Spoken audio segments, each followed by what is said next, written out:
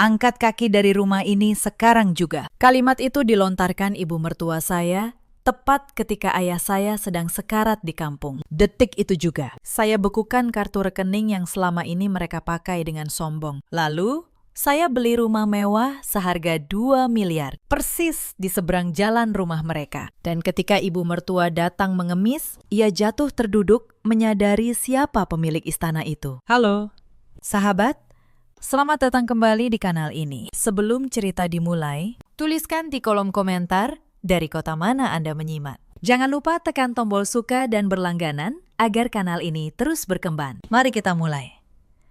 Nama saya Indira, 32 tahun. Saya menjalankan bisnis daring sendiri dari balik layar. Sudah 5 tahun dengan omset yang tidak pernah saya banggakan di depan siapapun. Sudah 3 tahun saya menjadi istri di rumah ini. Saya terbiasa diam, bukan karena lemah, tetapi karena saya memilih kapan harus bicara. Sore itu hujan gerimis turun di kawasan Bintaro. Saya sedang melipat baju anak tetangga yang saya titipi. Ketika telepon genggam saya bergetar, sebuah pesan singkat masuk. Pengirimnya dokter yang merawat ayah saya di kampung. Saya membaca pesan itu sekali, lalu 2 kali. Tangan saya mulai dingin. Ayah dalam kondisi kritis. Beliau butuh penanganan medis secepatnya. Jantung saya seolah dijatuhkan dari ketinggian. Ayah adalah satu-satunya orang yang membesarkan saya seorang diri. Beliau menjual sepetak sawah demi menyekolahkan saya. Dan kini, beliau terbaring ratusan kilometer dari tempat saya berdiri. Saya menarik koper kecil dari lemari, memasukkan beberapa potong baju seadanya. Air mata saya menetes ke kain. Saya harus segera pulang. Saya turun ke ruang tengah. Farhan, suami saya, sedang bersandar santai di sofa sambil menatap layar telepon genggamnya. Di kursi sebelahnya, ibu mertua saya, Bu Yani, sedang mengikir kuku dengan wajah datar. Mas, kata saya pelan. Ayah kritis. Dokter dari kampung baru saja mengabari. Saya harus pulang menjenguknya sekarang. Tolong izinkan saya pergi. Dan tolong beri saya sedikit uang untuk biaya darurat di perjalanan. Suara saya memohon, tulus.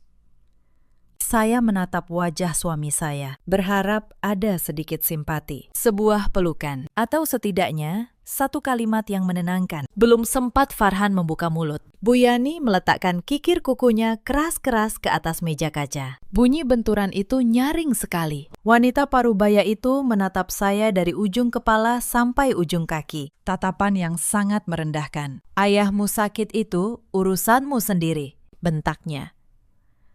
Kenapa kamu harus selalu menyusahkan anak saya? Kamu ini memang menantu yang tidak tahu diuntung. Tiap hari cuma bisa merepotkan kami. Saya terdiam. Mau minta uang jalan? Enak saja, lanjutnya. Uang hasil keringat anak saya tidak akan saya berikan sepeser pun untuk mengurus ayahmu di kampung sana. Biar dia urus dirinya sendiri. Hati saya seperti ditusuk ribuan jarum. Saya mengalihkan pandangan ke Farhan. Saya menginginkan satu hal saja. Saya ingin dia berdiri. Saya ingin dia menegur ibunya, meski cuma sekali. Di saat istrinya sedang tertimpa musibah, tetapi Farhan hanya membisu. Pria yang seharusnya menjadi pelindung saya itu kembali menatap layar teleponnya, seolah pertengkaran di sebelahnya hanyalah angin lalu. Mas, suara saya bergetar. Kamu diam saja membiarkan ibumu bicara sekasar itu kepada saya. Saya ini istrimu. Ayah saya sedang berjuang antara hidup dan mati di sana. Farhan membuang muka. Ia enggan menatap mata saya. Turuti saja kata ibu, ucapnya akhirnya. Kamu memang selalu mencari celah untuk membuat keributan. Berangkat sana sendiri kalau memang mau. Jangan pernah berani meminta uang dariku. Gajiku sudah saya percayakan semuanya kepada ibu untuk keperluan rumah tangga. Mendengar jawaban itu, dunia yang selama ini saya bangun seakan runtuh berkeping-keping. Selama 3 tahun, saya selalu memilih menunduk dan bersabar. Saya bangun paling pagi. Saya menyiapkan makanan. Saya mengurus rumah. Saya menanggung setiap hinaan, murni atas dasar pengabdian seorang istri. Bahkan, demi menjaga ego suami saya menyimpan rapat sebuah rahasia besar. Uang yang selama ini dinikmati dengan penuh kesombongan oleh Farhan, Bu Yani, dan adik iparnya, Sinta. sama sekali bukan dari gaji. Uang miliaran yang mengalir deras setiap bulan untuk membiayai gaya hidup mewah keluarga ini adalah hasil bisnis daring yang saya bangun sendiri dari balik layar. Farhan, kenyataannya hanyalah pegawai biasa dengan gaji sebatas upah minimum. Gaji yang bahkan tidak akan cukup untuk membayar tagihan listrik bulanan rumah ini. Saya menatap wajah congkak ibu mertua saya, lalu wajah pengecut suami saya. Tepat pada detik itu, batas kesabaran setebal baja yang selama ini saya bendung akhirnya hancur total. Rasa cinta saya kepada Farhan menguap, tidak tersisa setitik pun. Digantikan oleh rasa jijik dan kekecewaan yang teramat dalam. Pengabdian tulus selama 3 tahun ternyata dianggap seperti debu yang tidak ada harganya. Bu Yani tiba-tiba berdiri. Ia melangkah cepat mendekati saya, lalu menepis koper di tangan saya hingga jatuh membentur lantai. Angkat kaki dari rumah ini sekarang juga, teriaknya sambil menunjuk pintu. Menantu miskin, bisanya cuma menyusahkan. Pergi sana jauh-jauh, jangan pernah berani datang mengemis makanan kepada kami lagi. Saya tidak membalas. Saya tidak berteriak. Saya hanya menunduk perlahan, mengambil gagang koper saya yang terjatuh, lalu menegakkan tubuh saya kembali. Saya menatap mata Bu Yani dan Farhan bergantian. Cukup lama. Tidak ada lagi air mata, tidak ada lagi tatapan memohon. Yang tersisa hanya satu sorot dingin yang setajam pisau. Baiklah, kata saya, tenang.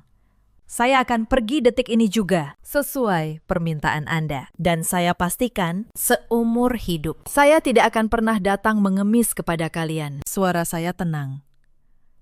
Tetapi setiap kata menusuk langsung ke relung hati siapapun yang mendengarnya, tanpa menoleh ke belakang. Saya membalikkan badan dan melangkah pasti menuju pintu utama. Suara roda koper saya beradu dengan lantai mengilap, mengiringi kepergian saya dari rumah yang penuh kebohongan itu. Begitu kaki saya melewati pagar besi depan rumah, saya berhenti sejenak di tepi jalan. Hujan gerimis membasahi pundak saya. Saya merogoh tas, mengeluarkan telepon genggam yang masih menyala. Saya membuka sebuah aplikasi perbankan yang terpasang khusus di ponsel saya. Aplikasi ini terhubung langsung dengan rekening utama, tempat seluruh aliran dana bisnis saya bermuara. Rekening yang kartu salinannya selama ini saya berikan cuma-cuma kepada Farhan untuk dipegang Bu Yani dengan dalih manis sebagai kartu gaji. Saya menekan menu pengaturan keamanan. Saya menelusuri daftar nomor kartu. Lalu saya memilih kartu yang selama ini digunakan untuk membiayai kesombongan keluarga itu. Tanpa berpikir 2 kali, saya menekan tombol pemblokiran kartu secara permanen. Sebuah pesan konfirmasi muncul, berkedip di layar, menanyakan keyakinan saya. Saya menekan tombol setuju dengan jari yang lurus dan mantap. Pemblokiran berhasil. Akses ke aliran dana miliaran rupiah yang selama ini mereka nikmati seperti air mengalir, kini terkunci permanen. Senyum dingin terukir di bibir saya. Saya beralih ke buku telepon. Saya blokir nomor Farhan, lalu nomor Bu Yani, lalu nomor Sinta. Permanen, bersih. Saya melangkah pergi menuju jalan raya, mencari kendaraan menuju stasiun. Saya sudah sangat siap memulai lembaran hidup baru. Dan saya memutuskan untuk membiarkan keluarga tamak itu perlahan merasakan akibat dari kesombongan yang mereka pelihara sendiri. Tetapi malam itu, mereka belum tahu apa yang sudah saya siapkan. Mari kita lihat apa yang terjadi di seberang sana. Beberapa jam setelah saya pergi, pusat perbelanjaan terbesar di kota itu ramai sekali sore itu. Di lantai 2.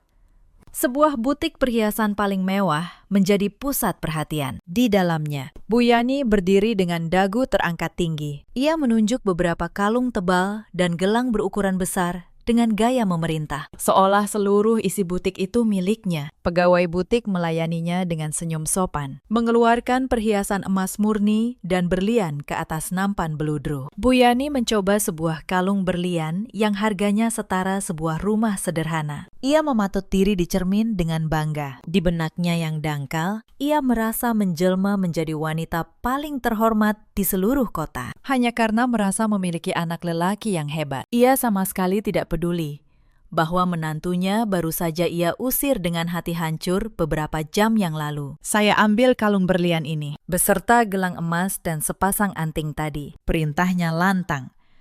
Bungkus yang rapi. Saya mau memakainya untuk arisan keluarga besar besok malam. Kasir mengangguk sopan, lalu menghitung total tagihan. Jumlahnya mencapai ratusan juta rupiah. Tanpa ragu, dengan dada membusung, Bu Yani mengeluarkan kartu pembayaran dari dompetnya yang tebal. Kartu menyilap yang selama bertahun-tahun ia yakini sebagai sumber kekayaan keluarganya. Kasir menerima kartu itu dengan dua tangan, lalu memasukkannya ke mesin pembayaran. Beberapa detik kemudian, mesin itu mengeluarkan bunyi peringatan nyaring. Secari kertas kecil keluar dari celahnya. Kasir mengernyitkan dahi, membaca tulisan pada kertas itu, lalu perlahan mengangkat wajahnya. "Mohon maaf sebesar-besarnya, Ibu," katanya.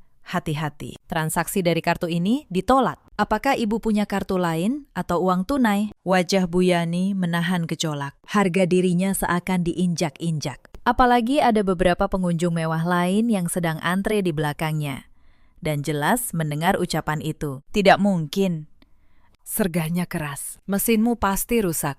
Coba cek lagi kartunya. Anak lelaki saya gajinya puluhan juta sebulan. Masuk ke rekening ini. Tidak mungkin ditolak." Suaranya melengking, menarik perhatian seluruh isi butik. Kasir menghela napas, mencoba memaklumi. Ia menggesek ulang kartu itu dengan sangat hati-hati. Hasilnya sama. Kertas penolakan kembali keluar. "Sekali lagi mohon maaf, Ibu," kata kasir. Kini dengan tatapan ragu, transaksinya tetap ditolak. Keterangan dari sistem menyatakan, kartu ini telah diblokir secara permanen oleh pemiliknya. Mendengar kata diblokir, jantung Bu Yani serasa berhenti berdetak. Darahnya berdesir. Dengan gerakan kasar, ia merebut kembali kartunya. Rasa malu menjalar ke seluruh tubuhnya. Ia mulai menyadari tatapan merendahkan dan bisik-bisik cibiran dari kerumunan. Tanpa mampu mengucapkan sepatah pun pembelaan, ia berbalik dan berjalan cepat keluar butik, meninggalkan perhiasan mahal yang sudah dibungkus rapi di atas meja kasir. Sepanjang lorong menuju pintu keluar, ia menggerutu pelan, merutuki mesin pembayaran yang ia kira rusak. Ia masih belum menyadari apa yang sebenarnya terjadi. Sementara itu, ratusan kilometer jauhnya, saya baru tiba di depan rumah sakit tempat ayah saya dirawat. Saya tidak membuang waktu sedetik pun. Saya bergegas menuju meja administrasi. Bau antiseptik menyeruak kuat di udara. "Suster," kata saya tegas.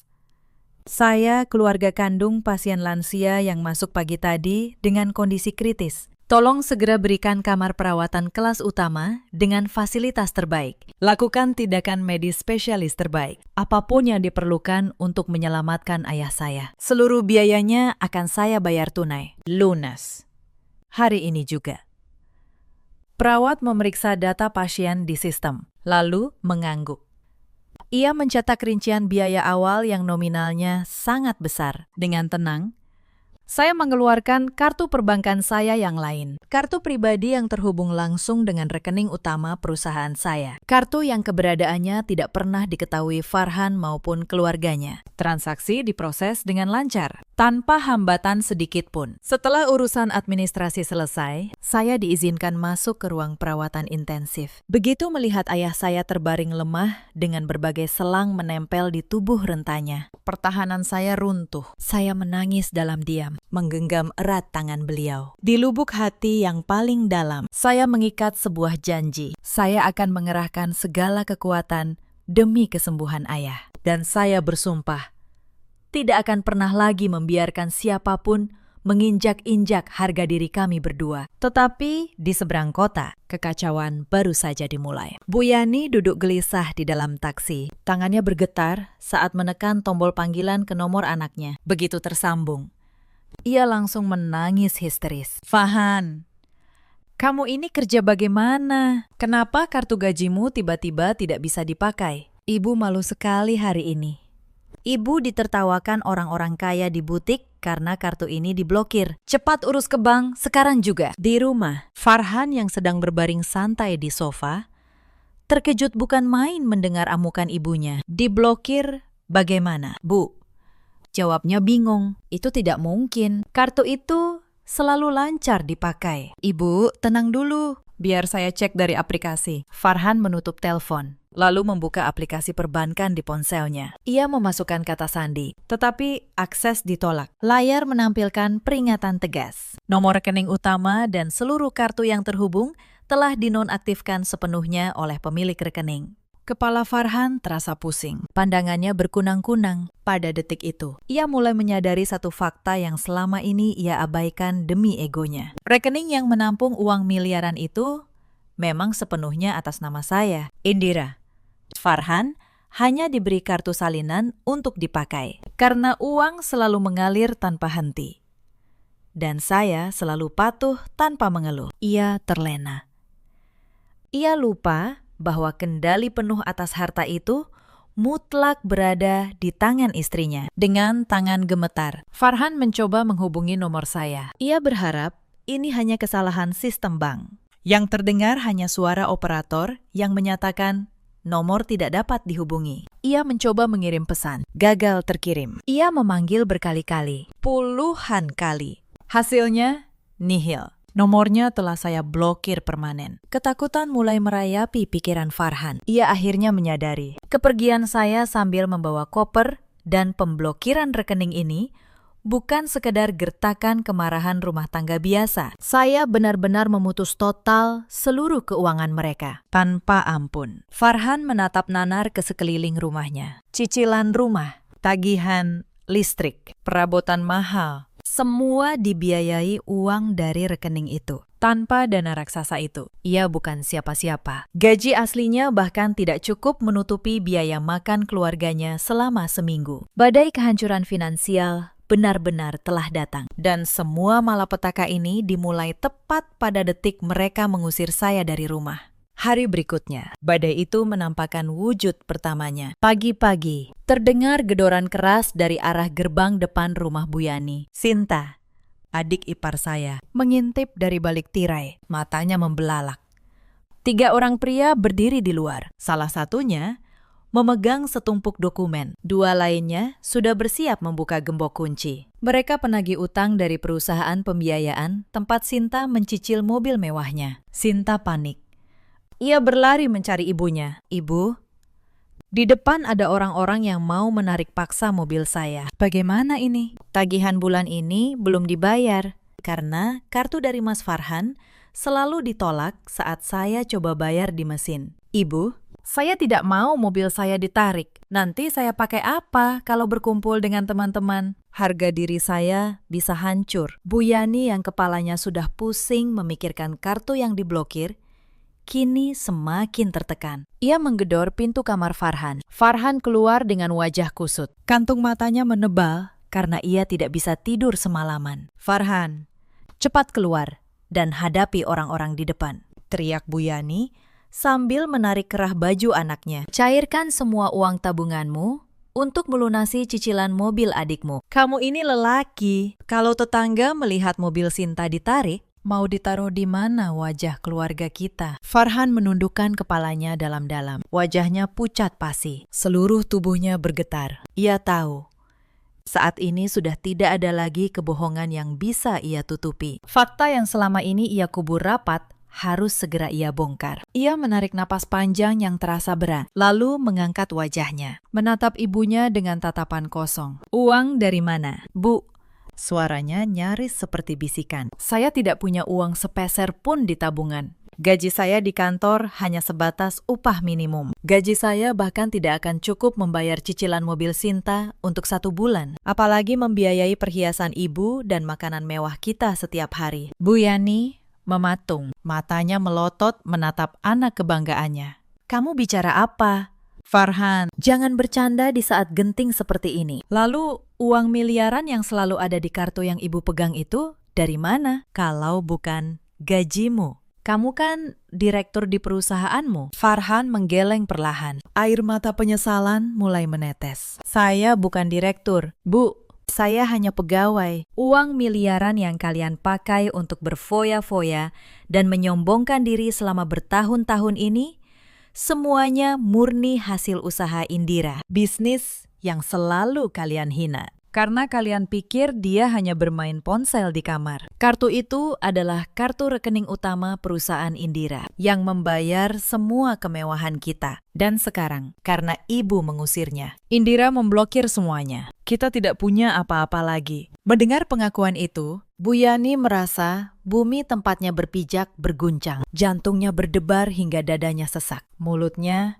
terbuka, tetapi tidak ada satu kata pun yang keluar. Kakinya mendadak lemas. Ia merosot jatuh ke lantai dengan tatapan kosong, nyaris pingsan. Ia baru menyadari, selama ini ia telah hidup seperti parasit yang menghisap darah menantu yang paling ia benci. Menantu yang ia usir dengan kejam. Di luar, suara mesin mobil Sinta dinyalakan paksa oleh para penagih, membawa pergi sisa kesombongan keluarga itu. Tetapi ini baru awal. Di belahan kota lain, saya sedang menyiapkan langkah berikutnya, dan mereka tidak menduga arahnya. Beberapa hari kemudian, dokter spesialis memberi kabar baik. Masa kritis ayah saya telah terlewati. Beliau sudah dipindahkan ke kamar perawatan kelas utama untuk pemulihan. Setelah memastikan ayah tertidur lelap dengan dijaga perawat khusus, saya memutuskan keluar sebentar. Saya memesan kendaraan sewaan dan meminta diantar ke kantor agen properti paling bergengsi di kota. Seorang agen menyambut saya dengan senyum profesional. Ia menyodorkan buku tebal berisi daftar rumah mewah. Saya tidak perlu melihat banyak. Ingatan saya masih tajam tentang satu rumah. Sebuah rumah raksasa bergaya klasik Eropa yang sudah lama kosong. Lokasinya tepat di seberang jalan rumah ibu mertua saya. Saya tidak butuh lihat rumah lain.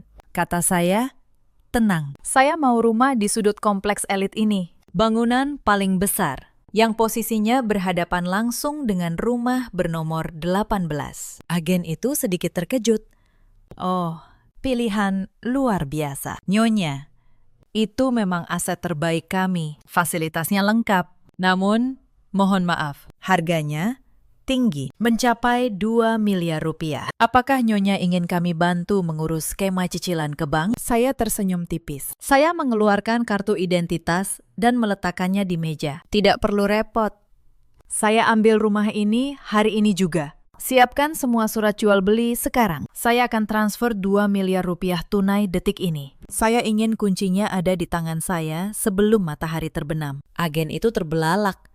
Tetapi ia segera mengangguk dan berlari menyiapkan dokumen. Dalam waktu kurang dari 2 jam, seluruh proses perpindahan hak milik selesai tanpa hambatan. Saya menandatangani lembar terakhir, lalu menerima kotak beludru berisi kunci utama rumah baru saya. Saat menggenggam kunci dingin itu, pandangan saya menerawang jauh. Saya membayangkan wajah terkejut mantan keluarga saya saat mengetahui siapa tetangga baru mereka. Pembalasan yang sesungguhnya baru saja saya mulai. Tetapi mereka belum menyadari siapa yang akan mengetuk gerbang itu. Beberapa hari berlalu, sejak badai kebangkrutan menghantam keluarga Farhan. Pagi itu, suasana kompleks elit tempat mereka tinggal terlihat berbeda. Jalanan yang biasanya sepi mendadak ramai oleh kendaraan besar. Perhatian seluruh penghuni tertuju pada satu titik. Rumah mewah bergaya klasik yang bertahun-tahun dibiarkan kosong. Tepat di seberang jalan rumah Bu Yani, sebuah truk besar membawa berbagai perabotan impor sedang bongkar muat di halaman depan. Tidak lama, sebuah mobil keluarga edisi terbaru melaju pelan masuk ke garasi luas itu. Kehebohan itu tentu tidak luput dari perhatian penghuni rumah nomor 18. Sinta berdiri di balik tirai jendela lantai 2, menyintip ke seberang dengan tatapan penuh iri. Udara di kamarnya pengap dan panas, karena aliran listrik telah diputus. "Ibu, cepat naik ke sini dan lihat," teriak Sinta. Bu Yani melangkah gontai menaiki tangga. Tubuhnya terasa berat. Beberapa hari ini, ia hanya makan nasi seadanya dari sisa bahan di dapur yang belum membusuk akibat kulkas yang mati. "Ada apa lagi?" "Sinta, kamu tidak lihat. Ibu sedang pusing memikirkan tagihan listrik." "Ibu, lupakan dulu soal Mas Farhan yang tidak berguna itu. Coba ibu lihat ke seberang. Ada tetangga kaya raya yang baru pindah. Lihat mobil keluarga yang terparkir itu. Harganya pasti miliaran. Barang-barangnya semua import. Ini kesempatan emas kita. Kalau kita bisa mengambil hati pemiliknya, kita pasti bisa pinjam uang banyak untuk menebus mobil saya dan membayar tunggakan listrik." Mendengar kata pinjam uang, dan tetangga kaya, mata Bu Yani langsung berbinar. Semangat hidupnya yang sempat padam menyala kembali. Ia membenarkan sanggulnya dan merapikan pakaiannya. Ia harus tampil meyakinkan sebagai seorang nyonya terhormat agar tetangga baru itu mau meminjamkan uang. Ia bergegas ke dapur, mengais sisa bahan makanan terbaik. Ia menemukan beberapa potong kue sisa hari raya dan menyusunnya rapi di atas nampan berlapis kain renda. Ia juga memakai serangkaian perhiasan tiruan yang mirip emas asli. Ia tidak mau terlihat miskin di hadapan orang kaya baru. Sinta, kamu diam saja di rumah. Biar ibu yang menyambut mereka. Doakan rencana ibu berhasil, supaya kita segera terbebas dari penderitaan ini. Bu Yani melangkah keluar dengan dagu terangkat. Beberapa tetangga menatapnya sinis dan mencibir. Kabar kebangkrutan keluarga Farhan sudah menyebar dari mulut ke mulut. Tetapi Bu Yani sengaja menebalkan telinga. Ia menyeberang jalan dengan hati-hati, memegang nampan kue dengan kedua tangan. Setiba di depan gerbang menjulang itu, ia menekan tombol bel. Jantungnya berdebar membayangkan jumlah uang yang mungkin ia dapatkan hari ini. Terdengar dengungan pelan. Gerbang besi yang berat itu bergeser terbuka. Bu Yani melangkah masuk ke pekarangan luas yang tertata rapi. Pandangannya tidak lepas dari kemewahan pilar dan lampu kristal yang menggantung. Ia menyiapkan senyum termanis yang bisa ia buat. Dari dalam, terdengar langkah kaki teratur mendekati pintu utama. Pintu kayu jati berukir indah itu terbuka perlahan. Selamat pagi, Tetan.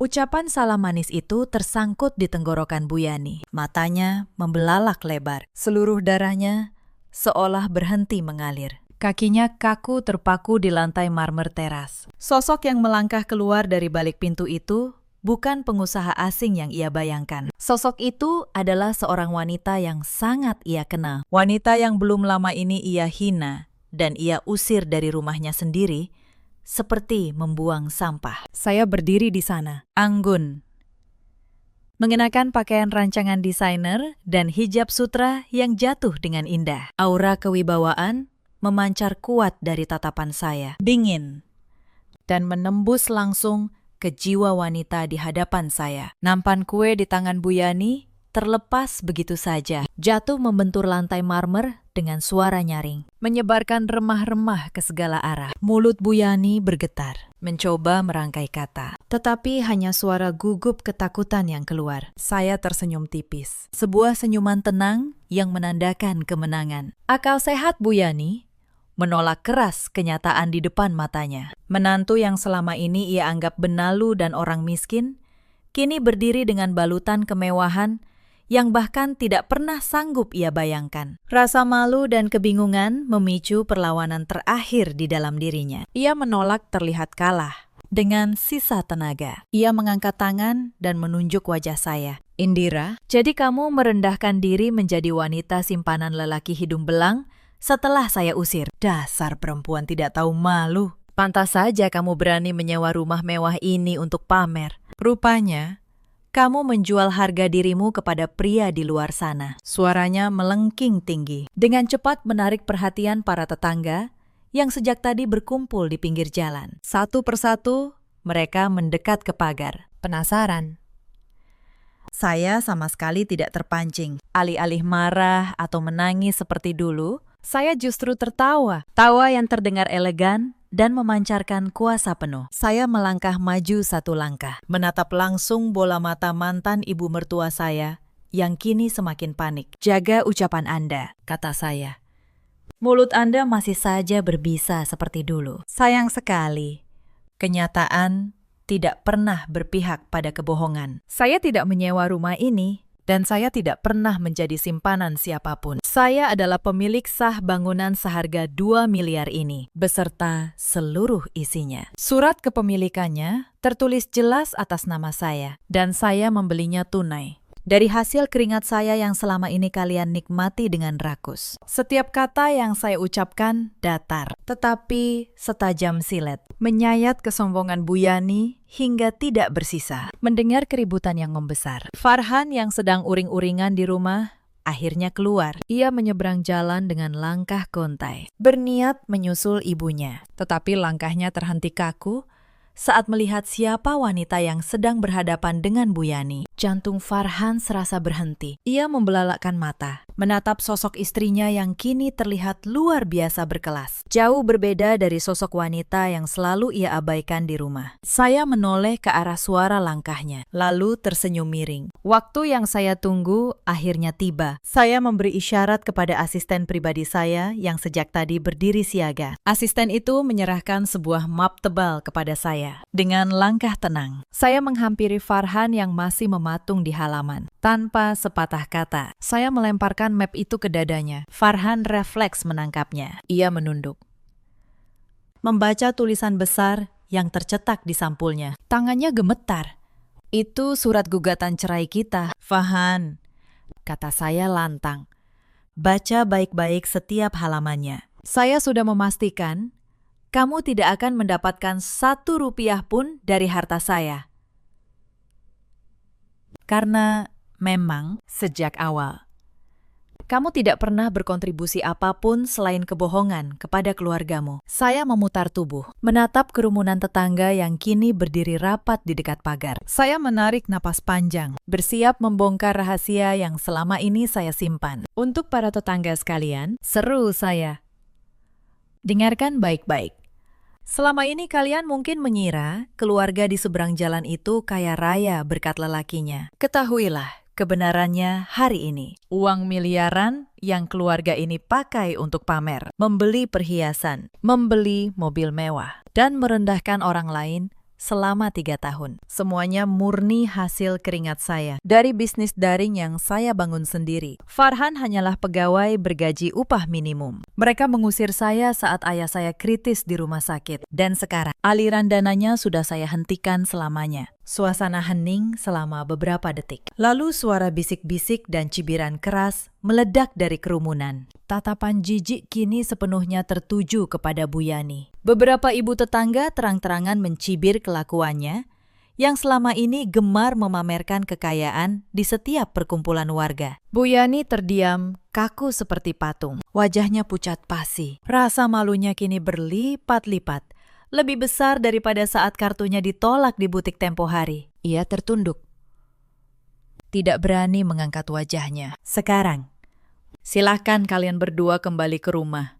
Hasil pinjaman kalian itu, kata saya, menutup. Rasakan bagaimana beratnya bertahan hidup dengan gaji asli kebanggaan kalian. Dan jangan pernah berani menampakkan wajah di depan rumah saya lagi. Saya membalikkan badan dan melangkah masuk ke rumah saya, meninggalkan Farhan dan Bu Yani yang hancur ditelan rasa malu di bawah terik matahari. Pintu kayu jati raksasa itu tertutup, mengunci kehidupan baru saya, dan membuang masa lalu ke tempat yang seharusnya. Tetapi karma belum selesai bekerja. Hari-hari berikutnya, penderitaan keluarga itu justru terus menanjak ke tahap yang lebih dalam. Beberapa hari kemudian, suara deru mesin berat kembali memecah keheningan kompleks. 3 truk besar berhenti di depan pagar rumah Bu Yani. Belasan petugas berseragam turun, membawa setumpuk dokumen resmi perusahaan pembiayaan. Mereka tim penyitaan aset. Seluruh barang yang dibeli dengan cicilan dan kini menunggak parah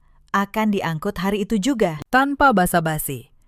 Para petugas membuka paksa pagar dan masuk. Kepanikan langsung melanda. Bu Yani yang sedang melamun di ruang tengah terkejut setengah mati. Petugas utama menunjukkan surat perintah penyitaan. Seluruh barang elektronik, perabotan mahal, dan perhiasan cicilan akan diangkut. Bu Yani menjerit histeris. Ia berlari menghampiri petugas yang sedang menurunkan televisi layar besar dari dinding. Tolong, jangan bawa televisi itu. Kalian tidak punya hak masuk rumah orang dan merampok seperti ini. Ia memeluk layar televisi dengan putus asa. Air matanya membasahi wajahnya yang terlihat sangat tua akibat tekanan beberapa hari terakhir. Tetapi para petugas sudah terbiasa menghadapi drama semacam ini. Dengan tegas, mereka menyingkirkan pelukan Bu Yani dan tetap menggotong barang itu keluar. Di lantai 2, Sinta menangis meronta sambil berguling di karpet. Petugas lain memasukkan koleksi tas bermerek, sepatu mahal, dan kotak perhiasannya ke dalam kardus. Semua hasil utang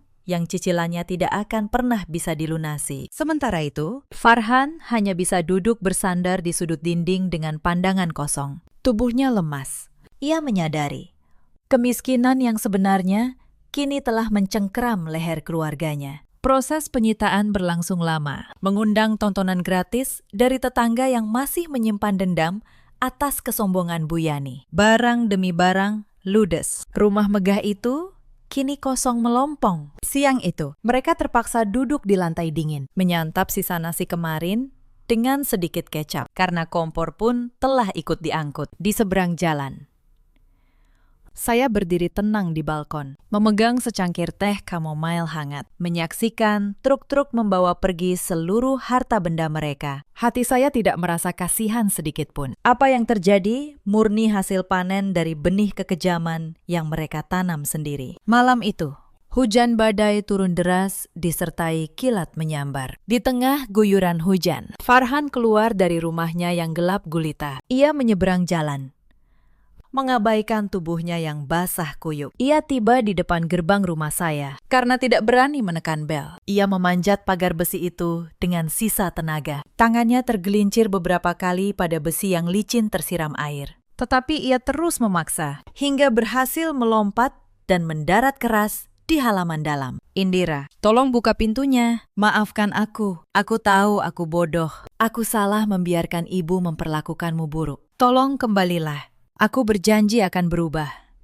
Teriakannya mengalahkan suara gemuruh hujan. Lampu teras menyala. Namun yang keluar dari balik pintu bukan saya. 2 orang petugas keamanan bertubuh besar melangkah keluar. Mereka berjalan cepat menerjang hujan, menghampiri Farhan yang berlutut di rumput. Tanpa kata peringatan, kedua penjaga itu mencengkeram bahu dan kerah bajunya, lalu menyeretnya menuju gerbang samping. Farhan meronta, memanggil nama saya berulang kali. Sia-sia. Mereka membuka gerbang dan melempar tubuhnya keluar, seperti membuang kantong sampah. Tubuh Farhan menghantam aspal yang tergenang air. Pintu gerbang dibanting menutup. Farhan tertelungkup di tengah jalan dingin, memukul-mukul aspal sambil meraung, meratapi kebodohannya sendiri yang telah menukar berlian paling berharga dengan kehancuran. Kegelapan kini menjadi penguasa tunggal di rumah yang dulunya selalu dipenuhi tawa kesombongan. Tetapi di tengah malam itu, sebuah keributan baru justru pecah. Pintu depan terbuka kasar.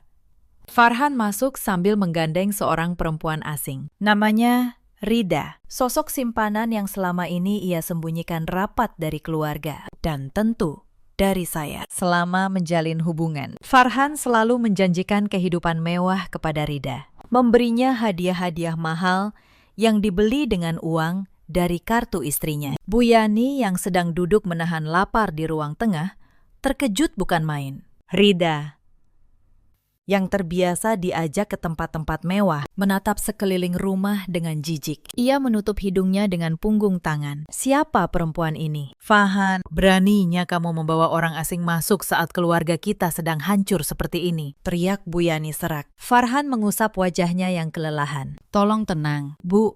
Ini perempuan yang aku cintai. Aku mau dia tinggal di sini sementara. Aku butuh dukungan moral. Semua temanku menjauh. Hanya Rida yang mau mengangkat teleponku hari ini. Mendengar itu, Rida justru melepaskan genggaman tangan Farhan dengan kasar. Ia berkacak pinggang, menatap tajam Farhan dan Bu Yani bergantian. Tinggal di sini, katamu.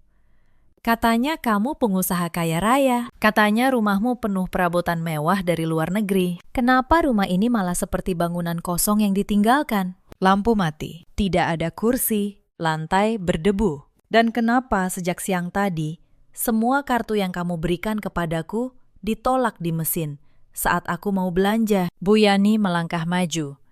Dadanya kembang kempis. Ia akhirnya menyadari kenyataan pahit lain tentang anaknya. Jadi selama ini kamu berselingkuh dari Indira. Kamu menghambur-hamburkan uang miliaran milik Indira untuk membiayai perempuan ini. Pantas Indira sangat murka dan memblokir semuanya. Kamu benar-benar anak yang bodoh. Farhan, Bu Yani memukuli dada anaknya berkali-kali dengan tangan gemetar. Farhan hanya menunduk pasrah. Ia mencoba meraih tangan Rida untuk memohon pengertian. Tetapi Rida mundur selangkah dengan tatapan benci. Jangan sentuh aku dengan tangan kotormu. Jadi semua uang yang kamu pamerkan kepadaku selama ini bukan uangmu sendiri. Pantas kamu sekarang menjadi gembel, lelaki miskin, pembohong. Aku tidak sudi membuang waktu untuk lelaki bangkrut yang tidak punya masa depan sepertimu. Saat Bu Yani sibuk memaki, mata Rida yang awas melihat sebuah celah. Dompet kulit Farhan tergeletak di meja, dan jari manis Bu Yani berkilau oleh cincin emas peninggalan keluarga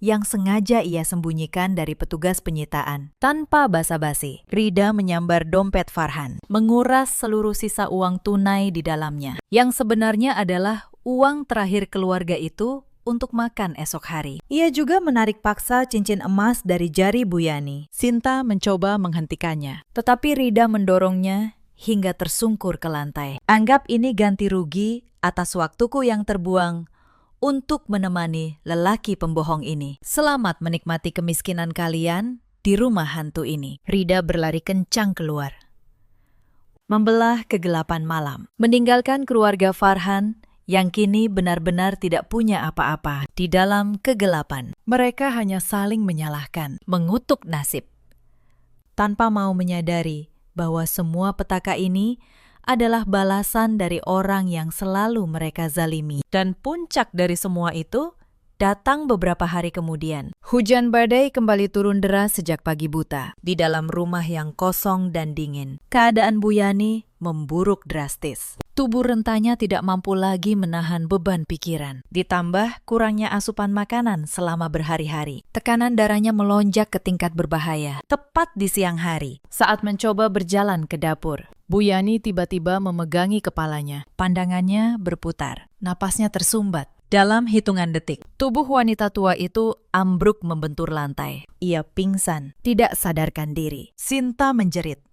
Ia berlari menghampiri ibunya, mengguncang tubuh yang mulai dingin itu. Mas Farhan, cepat turun. Ibu pingsan, napasnya lemah sekali. Kita harus segera membawanya ke rumah sakit. Farhan bergegas turun. Ia memeriksa nadi ibunya. Denyutnya lemah. Kepanikan mencekik lehernya. Ia merogoh saku celananya. Kosong. Ia berlari ke kamarnya, membongkar laci yang sudah kosong melompong, berharap menemukan sisa lembaran uang. Nihil. Uang terakhirnya telah dikuras Rida. Ia benar-benar tidak punya uang, bahkan untuk sekedar membayar ongkos kendaraan ke fasilitas kesehatan terdekat. Aku tidak punya uang, Sinta, kata Farhan dengan pandangan hampa. Teman-temanku tidak ada yang mau mengangkat teleponku lagi. Mereka memutus hubungan karena tahu aku bangkrut dan berutang banyak. Sinta menangis semakin keras, memeluk tubuh ibunya. Lalu kita harus bagaimana? Kamu mau membiarkan ibu meninggal di sini tanpa pertolongan? Pikirkan cara apa saja. Mengemis pun, lakukanlah demi nyawa ibu. Mendengar kata mengemis, pikiran Farhan langsung tertuju pada satu-satunya orang di dunia ini yang memiliki kemampuan finansial tak terbatas. Orang yang kebetulan tinggal tepat di seberang jalan. Orang yang telah ia hancurkan, ia buang. Dan yang kini menjadi penguasa baru di wilayah itu, saya. Farhan tahu, menemui saya sama saja dengan menyerahkan lehernya. Ia harus membuang seluruh sisa harga diri dan ego yang selama ini ia junjung tinggi. Tetapi melihat kondisi ibunya yang semakin memburuk, ia tidak punya pilihan lain. Ia menghapus air matanya, lalu berlari keluar, menembus hujan badai. Ia tiba di depan gerbang raksasa rumah saya dan langsung menjatuhkan diri, berlutut di genangan air bercampur tanah. Ia menengadahkan wajah ke arah kamera pengawas di sudut pilar. Indira, tolong, aku mohon dengan sangat. Ibuku sekarat di rumah. Tekanan darahnya kambuh parah. Aku tidak punya uang sepeser pun untuk membawanya berobat. Tolong pinjamkan aku uang. Aku berjanji akan mengembalikan semuanya, meski aku harus bekerja seumur hidup. Tolong jangan biarkan ibuku mati. Aku mohon ampun. Tangisnya memohon dengan menyedihkan. Ia menundukkan kepala hingga dahinya menyentuh jalan yang dingin. Beberapa menit berlalu tanpa balasan. Lalu, terdengar suara mesin gerbang bergerak. Pintu gerbang utama terbuka perlahan. Saya melangkah keluar. dipayungi asisten saya dari guyuran hujan. Saya berhenti di hadapan Farhan yang bersujud di bawah kaki saya. Perbedaan derajat di antara kami terlihat sangat jelas. Apakah kamu masih ingat? Farhan, kata saya, tenang. Saat ayahku kritis, berjuang antara hidup dan mati. Ibumu mengusirku tanpa memberi sedikit pun uang untuk perjalanan. Dan kamu hanya diam menontonnya. Sekarang, posisinya berbalik, tepat di depan matamu. Farhan mengangkat wajahnya yang berlumur air hujan dan air mata. Aku tahu aku salah. Indira, aku tahu keluargaku sangat jahat kepadamu. Hukum aku sesukamu, caci maki aku sepuasmu. Tapi tolong, selamatkan nyawa ibuku. Aku mengemis belas kasihanmu hari ini. Saya menatap jijik pria di bawah saya itu. Saya mengangguk perlahan kepada asisten. Sang asisten mengeluarkan sebuah map tahan air berisi beberapa lembar dokumen. Lalu melemparkannya ke genangan air tepat di hadapan Farhan. Saya bukan manusia kejam seperti ibumu, kata saya dingin. Saya akan memberikan biaya perawatan penuh untuk ibumu dengan fasilitas terbaik. Saya bahkan akan mengirim kendaraan darurat ke rumahmu sekarang juga. Namun, bantuan ini ada syaratnya. 3 syarat mutlak yang tidak bisa kamu tawar. Jika kamu menolak, pulanglah dan siapkan kain kafan untuk ibumu. Farhan menatap dokumen di map itu dengan tangan gemetar. Syarat apapun akan aku lakukan. Indira, sebutkan. Pertama, tanda tangani surat pelepasan harta bersama itu. Kamu melepas seluruh hakmu atas segala harta yang pernah kita miliki selama pernikahan. Kedua, jatuhkan talak cerai kepadaku sekarang juga di bawah guyuran hujan ini dengan suara lantang dan jelas. Ketiga, buat sebuah rekaman video menggunakan ponsel asisten saya. Di dalam rekaman itu, kamu mengakui dengan jujur seluruh kebohonganmu, perlakuan buruk keluargamu kepada saya, dan kamu menyetujui rekaman itu, saya sebarkan ke media sosial, agar dunia tahu betapa busuknya keluargamu. Mendengar syarat itu, Farhan merasa seluruh tulangnya seperti dilolosi satu persatu. Ia tahu, menandatangani surat itu, dan membuat pengakuan, sama saja menghancurkan seluruh sisa martabatnya di muka bumi. Tetapi bayangan wajah ibunya yang tidak berdaya kembali melintas, dengan sisa tenaga dan air mata yang terus mengalir. Farhan mengambil pena. Ia menandatangani tiap lembar dokumen dengan tangan bergetar. Setelah selesai, ia menatap mata saya dan menjatuhkan talak cerai secara lisan dengan suara parau. Lalu, di bawah guyuran badai, Farhan merekam pengakuan paling memalukan dalam sejarah hidupnya. Ia menceritakan bagaimana ia memanfaatkan harta istrinya, bagaimana ibunya menyiksa saya, dan bagaimana ia berselingkuh di belakang saya. Setelah rekaman itu tersimpan aman, saya tersenyum puas. Saya menepati janji. Detik itu juga saya menghubungi layanan gawat darurat untuk menjemput Bu Yani, sekaligus mentransfer sejumlah uang ke rekening rumah sakit untuk biaya perawatannya. Lalu saya berbalik tanpa sepatah kata perpisahan, melangkah masuk kembali ke rumah saya. Saya membiarkan Farhan tertunduk hancur, meratapi hidupnya yang kini benar-benar tamat. Tetapi roda karma masih terus berputar untuk yang lain. Pagi buta berikutnya, suara sirine kendaraan kepolisian memecah keheningan kompleks. Cahaya lampu berputar menyinari dinding-dinding rumah. Kendaraan patroli itu berhenti tepat di depan pagar rumah Bu Yani yang sudah tidak bergembok. 4 petugas berseragam coklat turun. Mereka melangkah masuk ke pekarangan yang dipenuhi daun kering. Petugas mengetuk pintu utama, lalu membukanya karena engselnya sudah longgar. Di dalam, Sinta yang tertidur di atas tikar usang terperanjat bangun. Matanya membelalak melihat para petugas yang sudah berdiri menjulang di hadapannya. Seorang petugas perempuan maju dan membacakan surat perintah penangkapan atas nama Sinta. Ia dituduh melakukan penggelapan dana di perusahaan tempatnya bekerja. Sejak aliran dana dari rekening saya terputus, Sinta yang sudah kecanduan gaya hidup mewah tidak bisa menerima kenyataan. Demi tetap bisa membeli barang bermerek dan berkumpul dengan teman sosialitanya, ia nekat memanipulasi laporan keuangan kantornya dan mencuri uang dalam jumlah besar. Pihak perusahaan menemukan bukti kuat dan melaporkannya ke polisi. Petugas itu menarik kedua tangan Sinta ke belakang dan memasangkan borgol. "Ibu, tolong aku, Mas Farhan. Aku tidak mau masuk penjara. Aku hanya meminjam uang kantor sebentar," jerit Sinta meronta. Bu Yani yang baru pulang dari perawatan klinik semalam, berkat bantuan bersyarat dari saya, berjalan tertatih keluar kamar. Wajahnya masih pucat.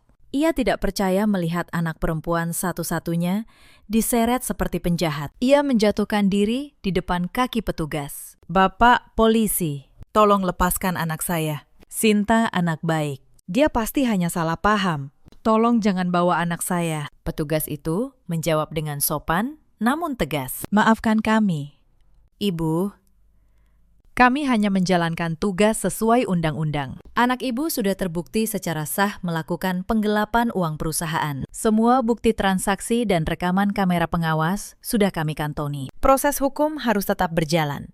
Sinta terus meronta saat diseret ke kendaraan patroli. Farhan yang terbangun karena keributan hanya bisa berdiri mematung di sudut ruangan. Ia tidak memiliki kekuatan apapun untuk menyelamatkan adiknya. Saat Sinta dimasukkan ke kendaraan, Bu Yani berlari terseok ke jalan raya. Ia menoleh ke rumah mewah di seberang. Ia melihat saya berdiri tenang di lantai 2, menatap kekacauan itu, membuang seluruh rasa malunya. Bu Yani berteriak, "Indira, tolong aku sekali lagi. Tolong bayarkan uang jaminan untuk Sinta. Aku mohon ampun. Aku berjanji akan menjadi pelayanmu seumur hidup jika kamu mau menolong kami." Saya menatap kejadian memilukan itu dengan wajah datar dan tatapan dingin. Tidak ada setitik pun rasa iba bagi saya. Setiap orang dewasa harus menanggung akibat dari perbuatannya sendiri. Saya mengangkat tangan perlahan, menarik tirai jendela yang tebal, lalu menutupnya. Saya mengabaikan jeritan mantan mertua saya yang menggema di jalanan tanpa balasan. Kendaraan kepolisian melaju pergi membawa Sinta, meninggalkan Bu Yani yang jatuh terduduk di tengah jalan. Di hari yang sama, Pengadilan Agama secara resmi mengesahkan surat perceraian antara saya dan Farhan. Bukti rekaman pengakuannya membuat proses persidangan berjalan cepat dan berpihak kepada saya. Segala penderitaan saya resmi berakhir. Sebuah papan kayu besar dipaku tepat di tengah pagar rumah Bu Yani. Papan itu bertuliskan huruf kapital merah yang mencolok. Dijual oleh pihak bank. Suara ketukan palu itu seolah menjadi penanda hancurnya sisa harga diri keluarga itu hingga menjadi debu. Bangkrut. Dibebani utang ganti rugi, kasus Sinta. Bu Yani dan Farhan dipaksa mengosongkan rumah hari itu juga. Tidak ada koper mahal. Mereka memasukkan pakaian lusuh dan beberapa peralatan ke dalam kardus bekas mie instan dari warung di ujung jalan. Wajah Bu Yani yang dulu selalu dipenuhi riasan tebal dan senyum merendahkan, kini terlihat sangat tua, keriput, dipenuhi guratan penyesalan. Farhan sendiri terlihat seperti mayat hidup. Pandangannya kosong. Tubuhnya kurus, kering. "Ayo kita pergi, Bu," ucap Farhan parau, sambil menyeret kardus berisi pakaian. Petugas bank sudah menunggu untuk mengunci rumah. "Kita harus mencari indekos murah sebelum hari gelap." Bu Yani mengangguk lemah. Ia berdiri dengan bantuan tongkat kayu seadanya, karena persendiannya sakit akibat penyakit yang tidak tertangani dengan baik. Mereka melangkah keluar, melewati pintu pagar untuk yang terakhir kalinya. Terik matahari menyengat kulit mereka dengan kejam. Tetangga-tetangga yang dulu mereka rendahkan, kini berdiri di depan rumah masing-masing, menatap kepergian mereka dengan campuran iba dan kepuasan, melihat karma bekerja dengan sempurna. Di saat bersamaan, suasana yang bertolak belakang sedang terjadi di halaman rumah saya. Sebuah kendaraan berhenti di pekarangan. Dari dalamnya, turun seorang pria parubaya yang terlihat sehat dan tersenyum lebar. Pria itu adalah ayah kandung saya, yang kini telah pulih sepenuhnya berkat perawatan terbaik yang saya biayai. Saya berlari keluar menyambut beliau dengan tangis bahagia dan pelukan erat. Kami melewati badai ujian hidup yang mengerikan. Dan kini, selamat. Untuk merayakan kesembuhan ayah dan dimulainya lembaran hidup yang damai, saya mengadakan jamuan makan di halaman depan. Aroma masakan menyerua. Suara tawa dan obrolan ringan mengalir alami, jauh dari kebohongan dan tekanan batin yang dulu mencekik saya. Sambil menyeret kardus di bawah terik matahari, Farhan dan Bu Yani serempak menghentikan langkah. Entah dorongan dari mana. Mereka menoleh untuk terakhir kalinya ke seberang. Pemandangan di depan mata mereka bagaikan pisau yang menghunus jantung. Di balkon lantai 2, saya berdiri anggun. Kain hijab saya berkibar pelan tertiup angin. Ayah saya berdiri di samping, merangkul pundak saya dengan penuh kasih sayang dan kebanggaan. Kami terlihat sangat bahagia, dikelilingi kehormatan dan kebebasan. Melihat mantan suami dan mantan ibu mertua saya berdiri gontai di tengah jalan. Saya tidak memalingkan wajah. Saya justru mengukir senyum yang sangat tenang. Dengan gerakan elegan, saya mengangkat cangkir teh hangat di tangan saya, mengarahkannya lurus ke arah mereka. Sebuah penghormatan perpisahan yang dingin, penanda akhir dari segala penderitaan, sekaligus simbol kemenangan sejati. Farhan dan Bu Yani tidak mampu lagi membalas. Rasa malu dan penyesalan yang tidak ada obatnya memaksa mereka menundukkan kepala dalam-dalam sambil meneteskan air mata keputusasaan yang tidak akan pernah bisa mengubah masa lalu. Mereka melanjutkan langkah, menyusuri jalanan kota yang panas, membawa serta penyesalan seumur hidup karena telah membuang sebuah berlian paling berharga demi mempertahankan kerikil di pinggir jalan. Cerita ini mengajarkan kita banyak hal. Jangan pernah mengukur nilai seseorang dari penampilan atau dari uang yang ia bawa. Dan jangan pernah meremehkan ketenangan orang yang selama ini memilih diam dan bersabar. Ada banyak perempuan di luar sana yang seperti Indira dulu. Mereka bekerja keras dalam diam, menanggung hinaan, menyembunyikan kekuatan mereka demi menjaga keutuhan rumah tangga, hanya untuk dibalas dengan pengkhianatan. Ada juga banyak suami seperti Farhan di luar sana, lelaki yang lupa siapa yang menopang hidupnya, yang memilih diam saat istrinya diinjak, dan baru menyesal ketika semuanya sudah terlambat. Ada pula para ibu mertua karena rasa takut kehilangan kuasa atas anak lelakinya, tega menzalimi menantu yang justru menjadi penopang keluarga. Hari ini, Sinta menjalani proses hukum di balik jeruji. Bu Yani dan Farhan hidup berpindah dari satu indekos murah ke indekos lainnya, menanggung penyesalan abadi. Sementara Indira bangkit, membangun hidup baru yang damai bersama ayah yang ia cintai, dengan harga diri yang utuh. Dalam hidup, kita selalu punya pilihan. Pilihan untuk berbuat baik atau pilihan untuk menyakiti, dan setiap pilihan selalu membawa akibatnya sendiri. Ceritakan kisah kalian di kolom komentar. Terima kasih sudah menemani sampai akhir.